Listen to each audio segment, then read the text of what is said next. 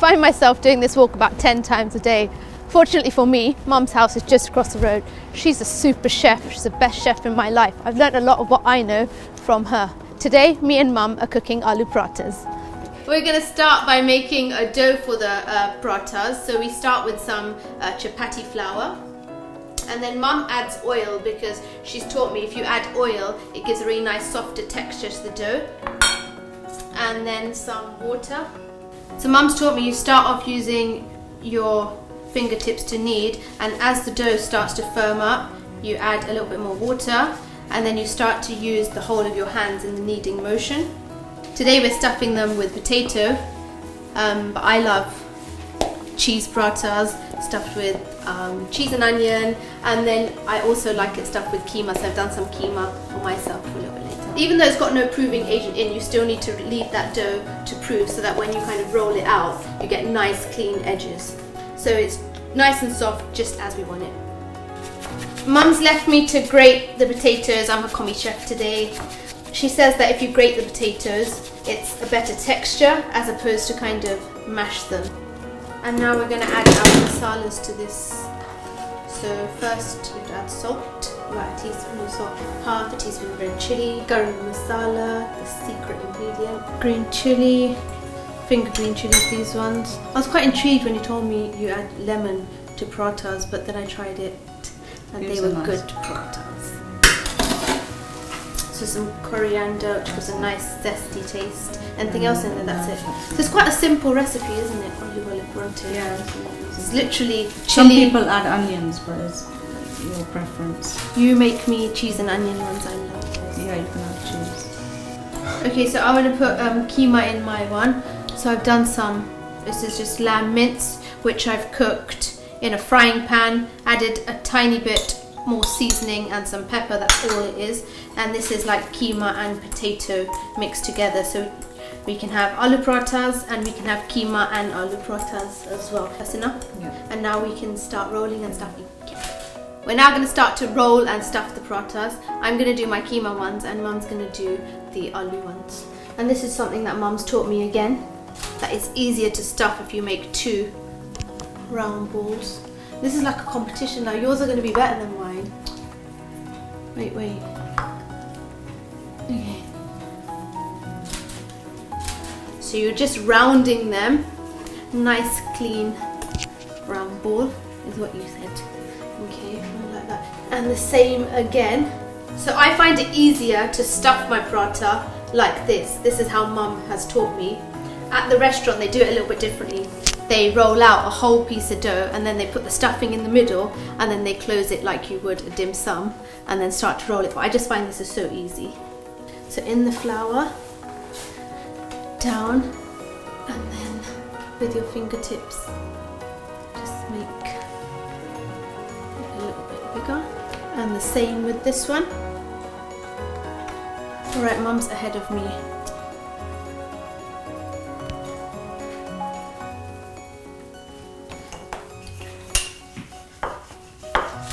So we're just rounding it and it rotates by itself.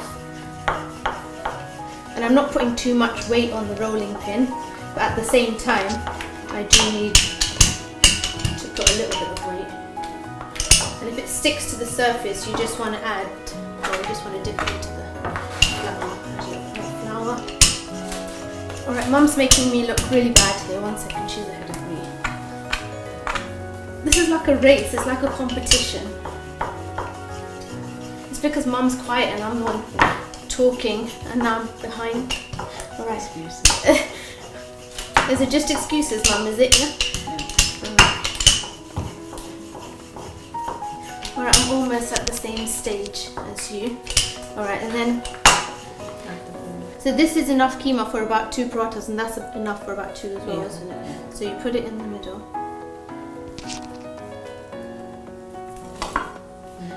And Mum tries to keep it as healthy as she can. She's got no butter in the middle, but sometimes you can brush it with a little bit of butter on each side.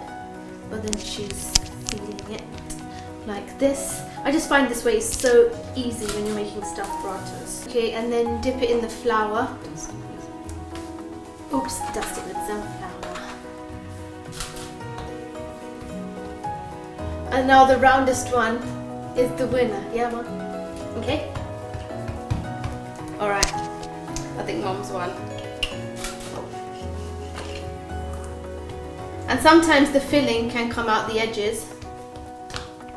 But that's okay, you can just tuck it back in. I'm just saying that in case mine does that. Because Mom's hasn't or doesn't. Wait, Mom, mine's good. Rounder.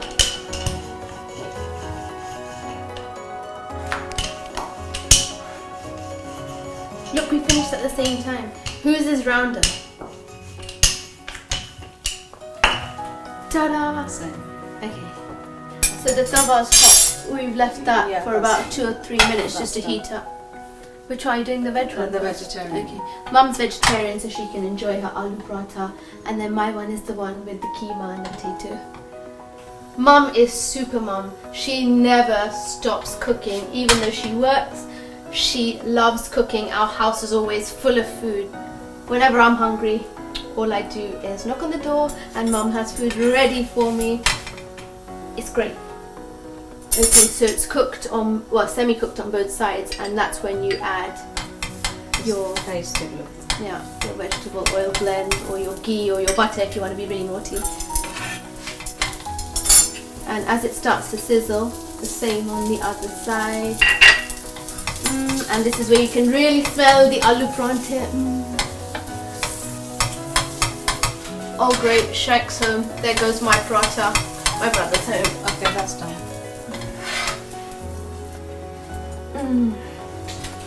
And now just the keema one left to do. This looks and smells divine. Yum. And again, this is the same, so we're gonna semi-cook it on one side and semi-cook it on the other side. And once it's about 50% cooked on each side, that's when you want to actually get your fat on there and sizzling. You can use a pastry brush for this, but it's so much easier to just use the back of a spoon like Mum's doing there. And this one's done as well.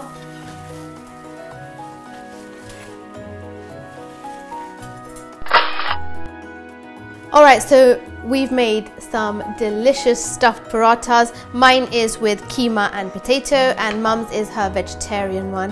And now all that's left to do is dig in quick before my brother actually comes in the kitchen. And I think it goes amazingly with just some plain yogurt.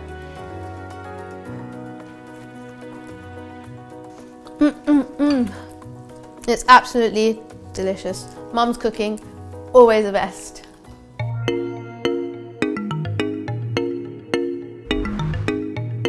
Hi, this is Dipna Anand, here to take you on a delightful culinary journey sure to tantalize your taste buds.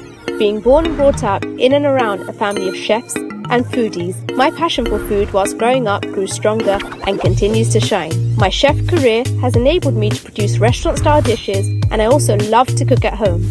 My show, Dipping Kitchen, showcases both styles of cooking, where I reveal top tricks and tips to making delicious dishes, where my philosophy is to cook from your heart, have fun in the kitchen, and savour every dish you cook. You will surely love dipping into my kitchen.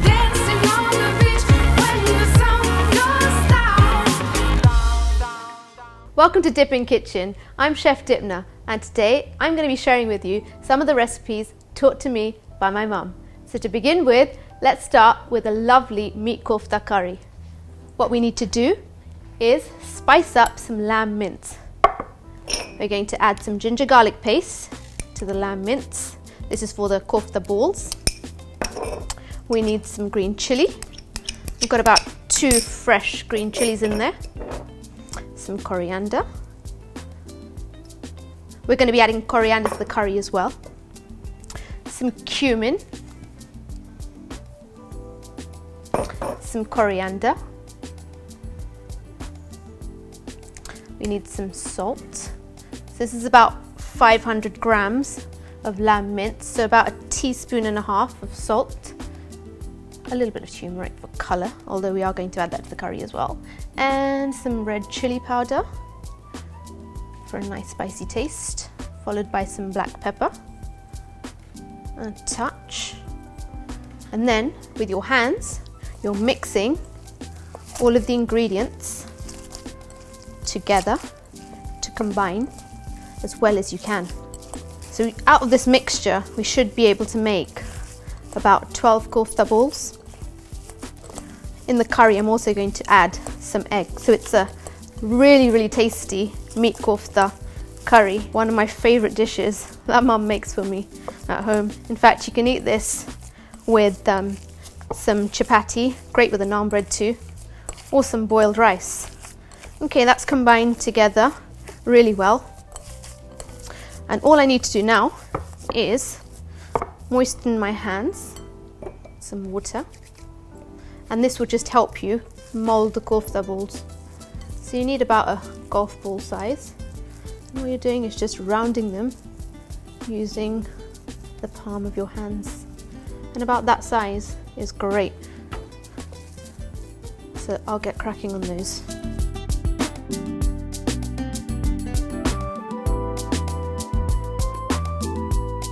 Kofta's done. I'm going to get these in the fridge and then come to make my masala.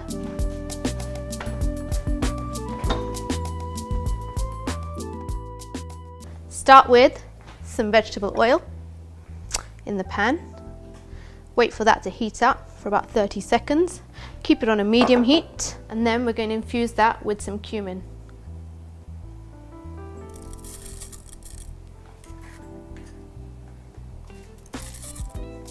And then just wait for those to start sizzling before I add my onions.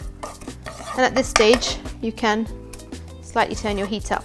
The cumin is sizzling, it's talking to me, telling me it's ready for some onions. So this is about 2 finely chopped onions that I chopped earlier on, so I cried. How do you avoid crying when you chop an onion? I've tried all sorts of ways. They don't work. The joys of cooking. Okay, this is a really, really crucial step in Indian cookery. We are now cooking our onions until they're caramelized. So I don't want them see-through, I don't want them brown.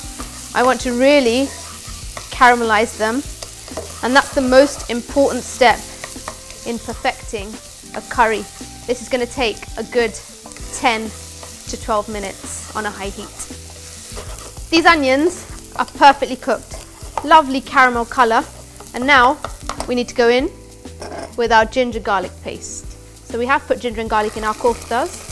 We're going to now put it into our sauce as well. Some green chilli, about 2 chopped green chilies. And just give that a cook for about 30 seconds. And the ginger and garlic will make your mixture a little bit sticky, but that's fine, just keep mixing. And I'm now going to go in with some plum peel tomatoes. You can use fresh. And then give that a mix. Let it heat through just for about a minute, and then we're going to take it off the heat and we're going to hand blend this so it turns into a nice smooth sauce. And before it starts to now splash, let's actually blend.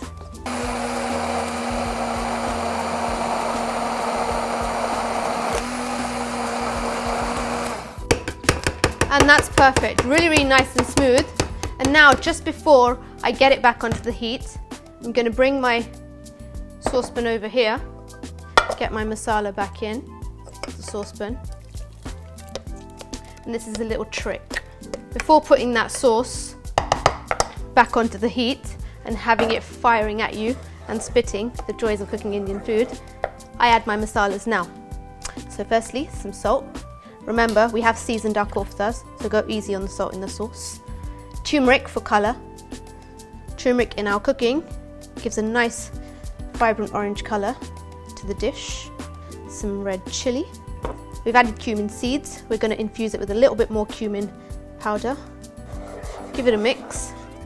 And we're going to add, I hope Mum's not listening, because she doesn't add butter to her one, but Dad does, so in a bit of a fix, I'm going to add a little bit of butter.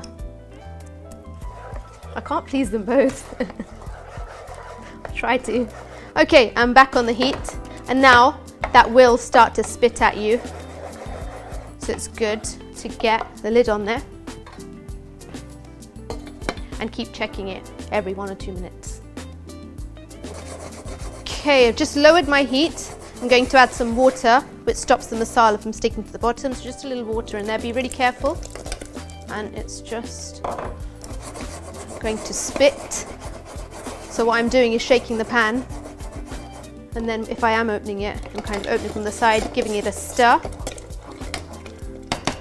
That's cooking for about 6 minutes now. I need to leave it for another good 10 minutes before you see the oil and the butter seep out the edges. That's when you know it's ready for the next step. My masala is looking perfect. I'm going to lower the heat now. This is great. Let's put it over there to stop it bubbling so much.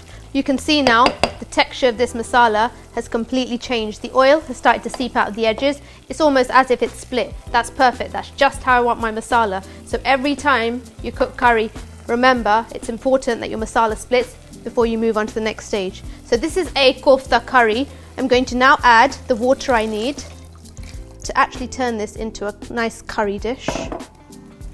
And then bring this up to the boil. Give it 1 boil. I'm going to then let my kofta boil inside that curry. This should take about a minute or so just to get it up to the boil because I used warm water. Right, I'm now going to add my koftas one by one into my masala sauce, like so.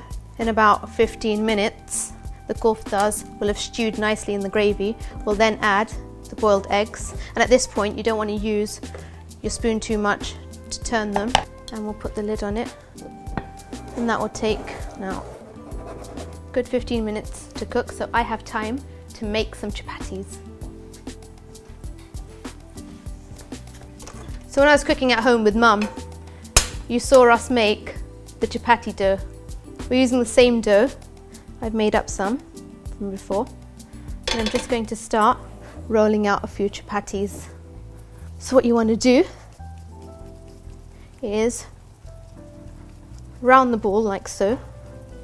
It's about a 4 centimeter diameter. Also, once you make a chapatti dough, leave it to prove, or even though it's got no proving agent in, it will just make sure the chapatti has a nice round edge. Dip in the flour like so, and then just expand the disc and start to roll out. And I'm also heating my tawa, using this baby because I need to toss the chapatti over the naked flame. And this is a gas burner, which is perfect. So, using my rolling pin, I'm just going to roll my chapatti like so, and you can see it's starting to rotate.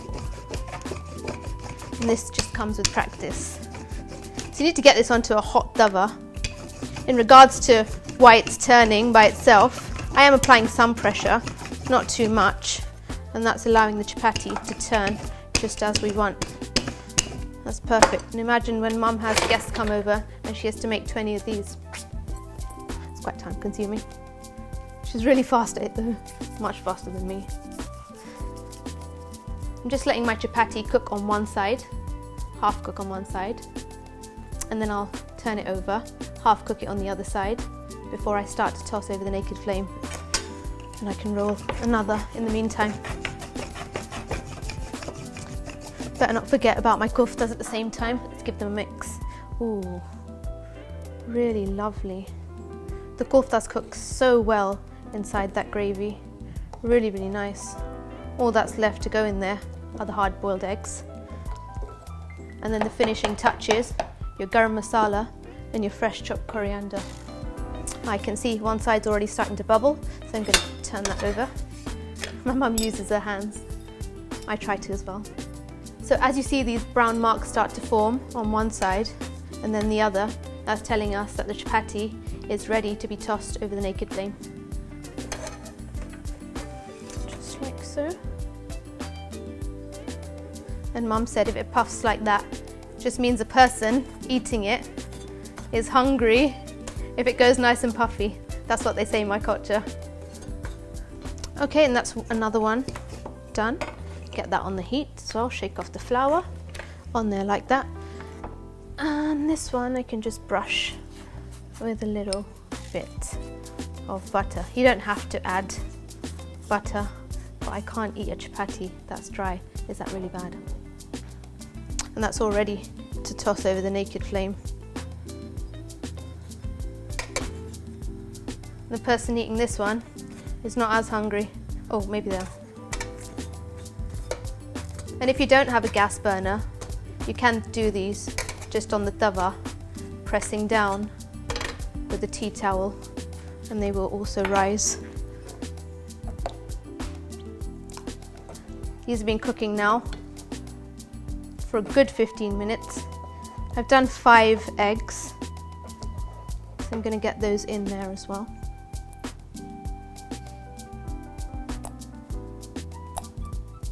Just increase the heat a little bit. Ooh, that looks really, really nice.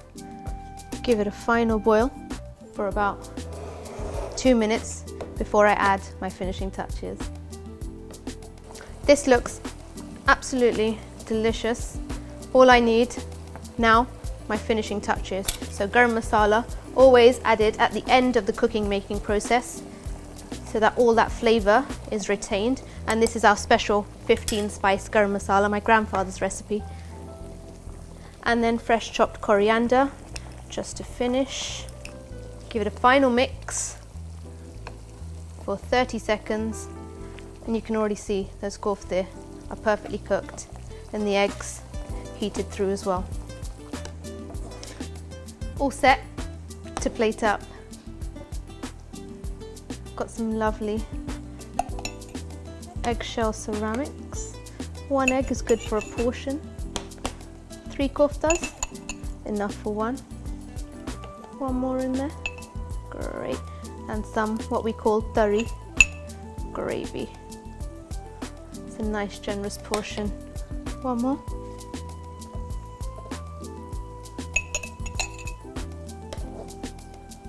The best part.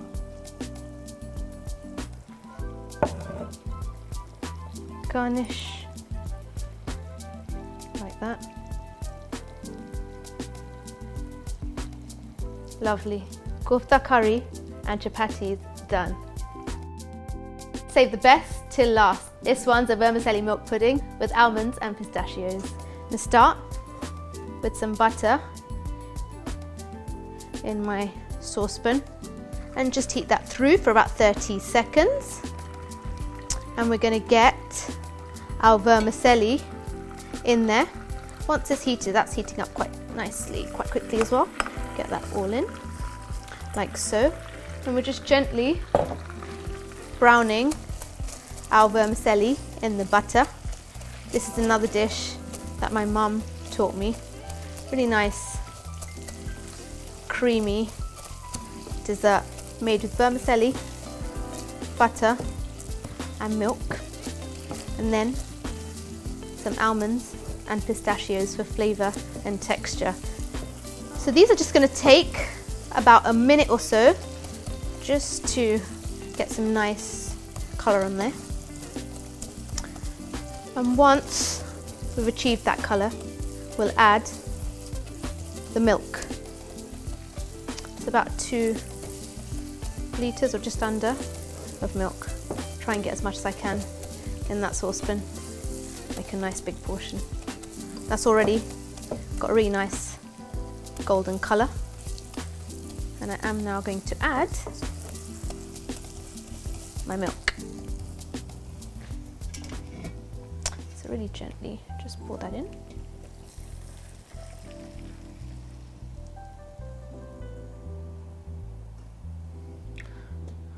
Should be good.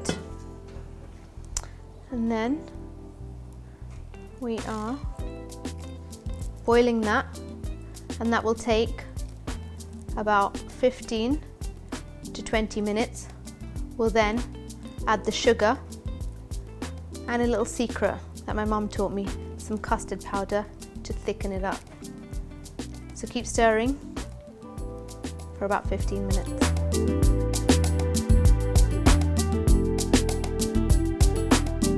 This milk has been boiling for about 15 minutes. And now I'm going to add the sugar.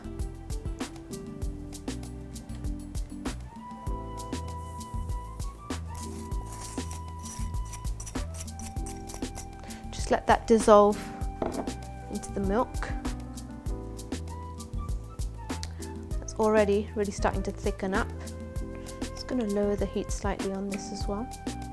And then I'm going to add some custard powder, which I've mixed with some milk, and that will help me to achieve the thickness. Thanks for the tip, Mum. Ever since I've been cooking this pudding, this is the way I've been doing it, and it really thickens nicely. That just needs another 5 minutes, and keep watching it, keep stirring, after which it will be complete. Just before we take it off the heat, about 2 minutes before, we'll add our almonds and pistachios. This is looking really nice and creamy. The milk's condensed, the custard powder and the milk mixture has really helped to thicken up the semia. Now I'm going to add some almonds and pistachios, which I've already crushed. Really nice. That just needs another minute or so, then it's ready.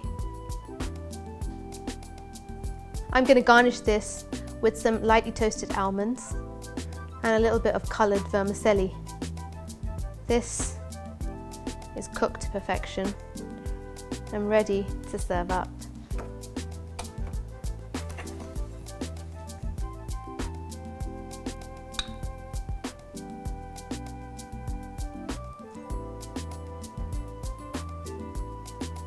Of course, my portion is going to be bigger than that. Some toasted almonds for a bit of garnish.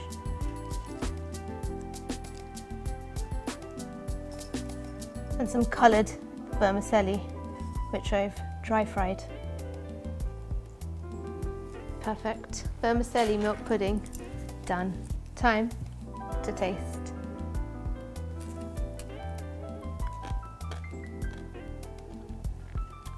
Absolutely stunning. You'll enjoy trying that at home. I've had a great time teaching you my recipes today. Be sure to tune in next week. Don't forget to follow me on social media. I'll see you then.